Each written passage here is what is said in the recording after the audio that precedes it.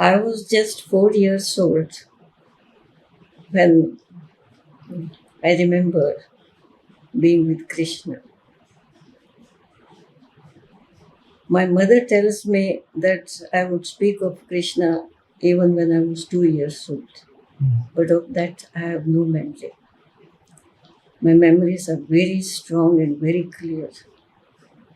When I was 4, there was Sri Krishna, who was my playmate, childhood playmate. Every day I spent a little time with him. Secondly, my grandfather had a very large garden, many bushes, so sometimes we would play hide and seek, and sometimes he would. Anyway, he was as real to me as other human beings, and I didn't know that he was not a human being, that he was not being seen by others. So many times I would be lost. My grandfather's house also was very big. He was a zamindar and a brilliant lawyer and all that. Very big mansion. One could get lost in it. So if I disappeared, everyone said, "Where is the child gone?" It was my mother's first child. My mother would say, well, finally she would say, "Where have you been, child? What were you doing?" She come to the garden to say, "I was with Krishna." She told me this, that I would say, "I was with Krishna and I was playing with him." So every day she would ask me, "What did you do?" And then I would tell her. So the days passed like that. And I remember this also very, very clearly, that at that time my father's house, he had been posted to a place called Puttur in the South Kannada district. I was born in Karkala, a place of Jain pilgrimage, Dakshin Kannada. So he had a house, a government quarters, up the hill, went below the hill. There was a short hill, beautiful little little house, at 2 levels. I remember waking up there near and the window and peering through the window at a knoll some distance away. Another little hill, and over that there was a green knoll.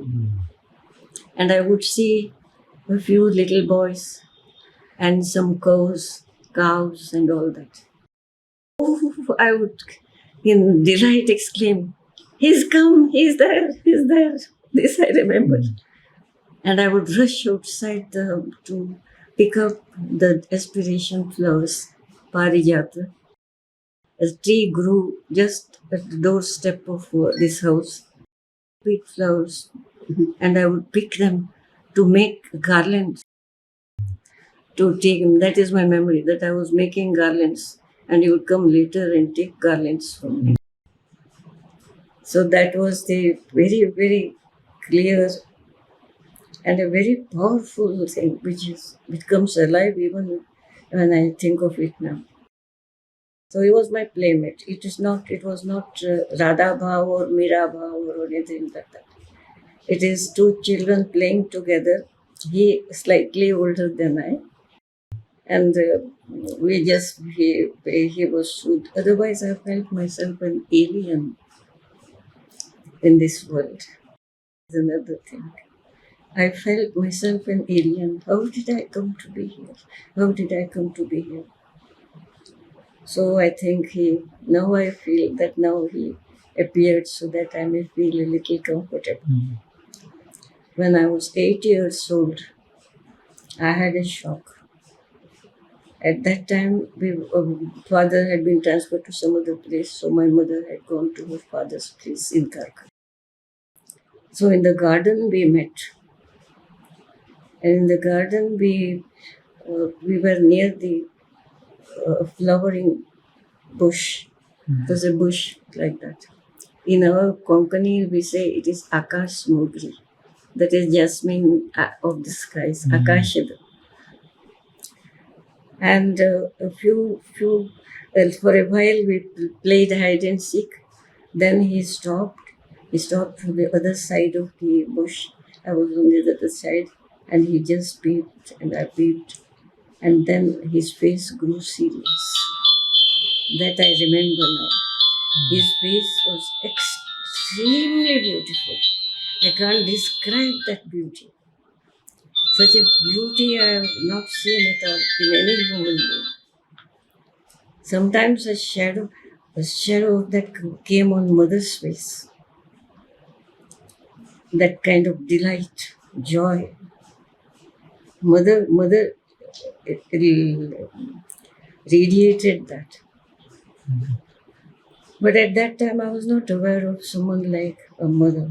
But she became a little serious. And then he said, "This is the last time you will see me." It gave me such a shock. Last time. I was speechless. So I looked at him. In a dumb manner, I looked at him. And he saw my consternation and my shock. And he said, "But when you grow up, you will meet me on earth. And then you will stay with me." When you grow up, that's what he meant. When you grow up, you will come to me on earth.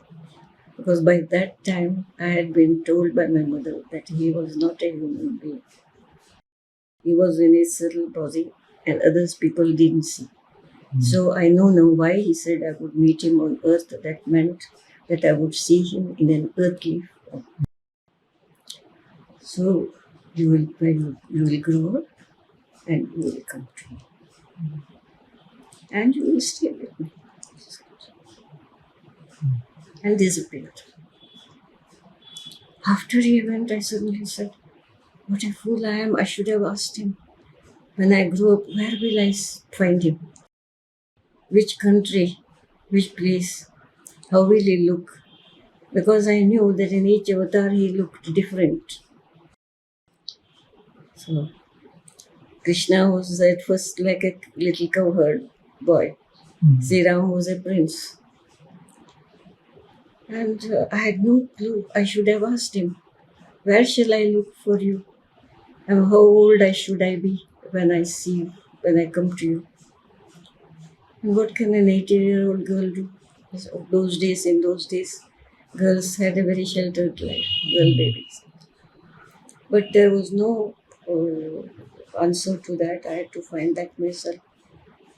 So it took me a long time. I spent a long time in the garden.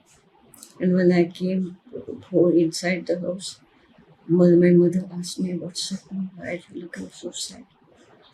I said, "This is what he told me, but I didn't tell her the other thing that he said I would go to him when he would be on earth, and then I would be with him." I said, "What will my mother think?" My mother also may not like to be parted from me.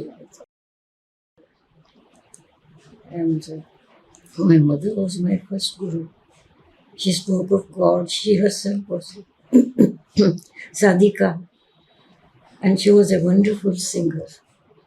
She had a voice of 3 octaves, wonderful voice which didn't need any loudspeakers. And 3 octaves her voice range, and it's the same. When people sing, when it goes high, the voice becomes thin.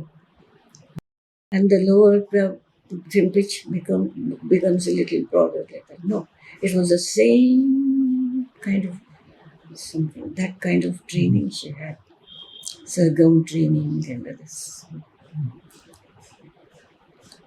That was a great help to me. And she was such a devotee when she sang Purandar Dasas or Kankadasas or the Kannada things, and also Sant Tukaram, Namdev, Jnandev, other songs. People shed tears. We had a Swamiji, our community had a Swamiji, Madhadipati. Wonderful, wonderful this thing. It was called Anand Ashram. And in his Chaturmas or in his tours, he would stay in my grandfather's family's garden houses, which were situated 3 miles from his townhouse. And there, in that beautiful environment, he would spend those months doing his pujas and all that, especially Chaturmas. They carry their gods and all with them. And many times we went and visited him, and he would ask my mother to sing. All Ram Bhajan, Krishna Bhajan, Shiva Bhajan, everything. She was, as I said, when she sang, she became emotional and people also shed tears. So with this kind of in this kind of an environment, I could grow happily. When I went to school, I didn't know at that time that these things were rare experiences. So I would speak to some of my classmates who were good, but one day a Christian girl eavesdropped, and she said, "What?" She's God. What does she think she is? And I think she's a bit mad. She went and reported to the teacher. Do you know this girl is something wrong with her? And she disliked me very much because my grandfather was very rich and all that, and there's such inequality in this thing. But I was a great one for equality and all that. So when the first Harijan girls were admitted in the school, when they sat in the bench, on the bench, the other girls didn't sit there. They stood there. Now that made me feel very bad. I felt very sorry for them. So I just got up and went there and sat with the girl. Those girls were afraid to see me. I smiled and sat with them. After that, I simply sat with them. My grandfather was a freedom fighter also. And he got... Sri Aurobindo. Yes, I am coming to that. About Sri Aurobindo, she wants me to say. But with how, from this background, how I came to Sri Aurobindo. Because why would I suddenly think of Sri Aurobindo? In Tamil Nadu was like a foreign land to us there. My maternal grandfather was also a freedom fighter. Was a brilliant lawyer who had the reputation of not losing a single case. And one who respected a lot sadhus and sons, and whom his house was open garden house. Now, he also was watching my growth, and they gave me the kind of freedom which they don't give to a girl child. He was, when the British government thought of giving dominion status to India, and then the first Congress party was formed. And they decided to accept their invitation and to contest elections, assembly. So they named their party Swarajya Party. Swarajya Party. And Motilal Nehru became the president of that. And Chittaranjan Das, C.R. Das, was the deputy leader. And my grandfather worked closely with C.R. Das. Now I was thinking how I would look for Sri Aurobindo. So Aurobindo was finding this way for me without saying. I didn't think this would lead to Sri Aurobindo. But bringing C.R. Das into the picture meant that Sri Aurobindo would be the next step. Because C.R. Das often met Sri Aurobindo. And he got guidance from Sri Aurobindo. And he also saved him from jail sentence. He was his counsel. The court, the famous Uttarpara speech was given when Sri Aurobindo was. So first I heard the name Sri Aurobindo. It's something to me. It seemed so different. First of all, the Bengali pronunciation. I found that it was Sri Aurobindo and it was lotus. Somehow it seemed something very unusual, very rare. It was very special. It made an impression on me. This led to my coming to Sri Aurobindo. And by that time, my mother had been married to a Bombay boy, that is our own Saraswat Konkani boy. And from Bombay, where is Bombay? He grew up with Parsis and he was very westernized. He was posted, he was a civil engineer. He was posted to Kadalur, 17 miles south of Pondicherry. Just imagine, everyone, why should he be doing that? First, he was given on the west coast. He built very difficult bridges, which I've stand, and he was here. And next, and one Sunday, he told us children, "This Sunday, I'm taking you to French India. You will see how you will hear how French, the city, how the town is built in that way." So we sat with our car in French India. In those days, it took just half an hour to come to Pondicherry.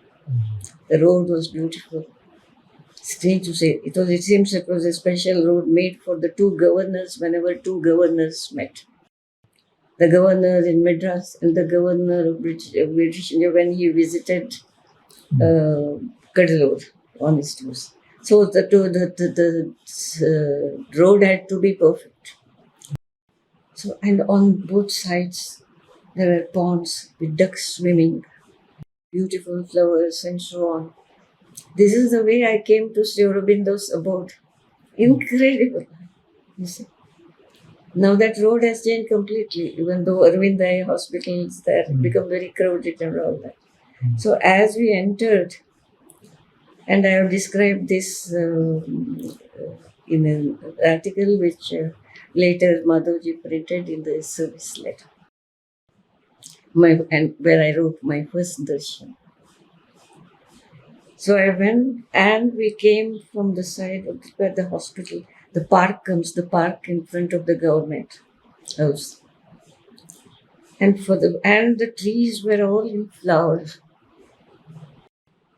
So the whole thing seemed as if I was entering a paradise. The feeling came of entering a very special world. And the traffic like that was not there because the hospital buildings were there and they should not be disturbed. After that, the French officers' club was there.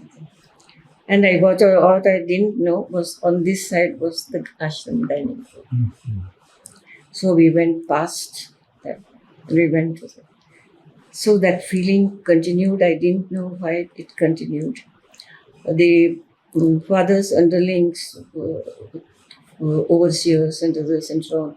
We acted as guides, Pondicherry, because the relations of one of them was a Pondicherrian, a big man of this town. So what was to be seen in Pondicherry, like the church and the glass house, and at that time where now the on the beach there was what used to be a park with fountains, Selvaraj Park. Actual fountains were there at that time. And Jeanne d'Arc with pebbles, river there, and where we sat and then had the breakfast that my mother had prepared for us, late breakfast. I'll never forget, clear water and the statue of Joan of Arc and the sea in front, the Arabian Sea. Even feeling that sea also did something to me. Felt it was a very special, everything seemed special there. And when, as the sun, late afternoon became a little later, my great uncle who had accompanied me, maternal grandfather's elder brother, who also played a part in this. Because of him, I could see Sri Aurobindo. He said, Prabhakar, because Prabhakar was my father's name, you know, it's getting late, you must get home. The children should reach home before dark. We have to still to go to Karloor. So I thought, so this is our class is over. And then he's asked, and he was shown many things. He felt that something was still not shown. He said, Prabhakar, I'd heard that Aurobindo Ghosh had settled in Pondicherry. His ashram must be here. We didn't see any ashram here so far. So my father immediately asked the overseer. Overseer said, yes, sir, yes, the ashram is there. And we are very close to the ashram. We are here now. Oh, see, just to see where we were coming like that on the sea road. We will just reach there in 5 minutes. Ashram gate. And so at that time, even the word ashram made me feel that there was something very special. I felt that. So again, the special feeling continued. We came to the ashram. Esther came to the gate. There, of course, she also was there, 5-year-old. My brother Suresh was a little older than him, and 2 years younger than I. So I leaned forward and they said, we came to the ashram gate. There was not a single motor car or auto rickshaw. The auto rickshaws were not there in those days. Only hand rickshaws were there. But even the hand rickshaws were a little further. The ashram, the area around the ashram was in total silence. The sky, beautiful sky, the sea, and the silence here. It really seemed like another world to me. And as we stood before the gate, the ashram gate, they said one has to have permission before entering the gate. They don't accept strangers immediately. We have to first get to meet. We learned afterwards it was because British spies, CIDs and others were watching. Whoever entered the thing afterwards followed them, and there would be they would be put to some kind of inconvenience, annoyance even. We all that later. Year it was. It was 1941. 1941, December. It was cool at that time, so the journey was pleasant. So I saw, finally I had come there and I was standing at the gate of my guru, not knowing at that time, but having just a feeling. She also felt, and when she peeped in, she saw, must have described that rays of light were coming from that pathway. But I was looking straight where the 2 young men with long hair. At that time, the young men also had long hair, and that loose white dhoti, the way the Bengalis wear. 2 very young men were seated on 2 stools, just when you climb the steps, a few steps to the veranda. And they sat there with a meditative eyes. I saw that these young men, even as they sat there, they were meditative. So I saw 2 young men dressed in white with long hair, meditative. To my mind, it seemed they are Rishi Putras. Really gave the impression, and the young, just like that, they were oblivious of the world, oblivious to the world, just looking straight. And I went a few steps forward and eavesdropped. I overheard what my father and great uncle were speaking to them, and they were explaining. They got up and they were extremely polite. I heard these words, our Guru, yes, Sri Aurobindo is here. But he is in Ekantwas. He is in seclusion. He gives darshan only 4 times a year. And one has to get the mother's permission. You have to write to the mother, get permission before coming here and getting darshan on that particular day. Now, this was the first time I heard the name, the mother. Of course, in my visions and other things, I had not heard of the mother figure. But just the teacher, Sri Aurobindo. I suddenly had a feeling that I had come home. Joined the ashram in 1947. Om Satyam Jnanam Jyotiraravind Om Satyam Jnanam Jyotiraravind Om Satyam